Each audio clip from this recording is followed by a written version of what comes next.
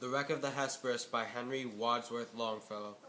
It was the schooner Hesperus that sailed the wintry sea, and the skipper had taken his little daughter to bear him company. Blue were her eyes as the very flax, her cheeks like the dawn of day, and her bosom white as the hawthorn buds that open the month of May. The skipper he stood behind the helm, his pipe was in his mouth, and he watched how the varying flaw did blow, the smoke, now west, now south.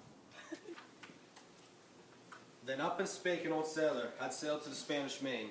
I pray thee put into yonder port, for I fear a hurricane. Last night the moon had a golden ring, and tonight no moon we see. The skipper he blew a whiff from his pipe, and a scornful laugh laughed he. Colder and colder blew the wind, a gale from the northeast.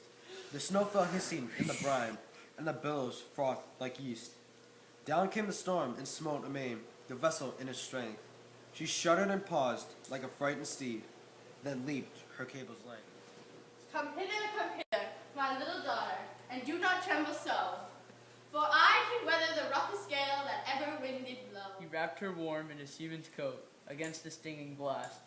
He cut a rope from a broken spar and bound her to the mast.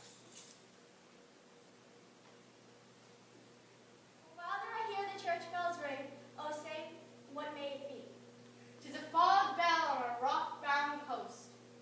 And he steered for the open sea. Oh, Father, I hear the sounds of guns. Oh, say, what may it be? Some ship in distress that cannot live in such an angry sea. Oh, Father, I see the gleaming light. Oh, say, what may it be?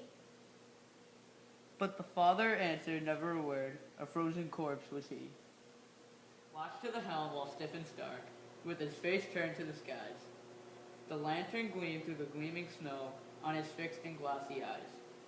The maiden clasped her hands and prayed that saved she might be, and she thought of Christ who stilled a wave on the lake of Galilee. Passed through the midnight dark and drear, through the whistling sleet and snow.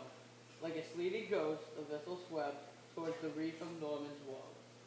And ever the fitful gust between, a sound came from the land. It was the sound of trampling surf on the rock and hard sea sand.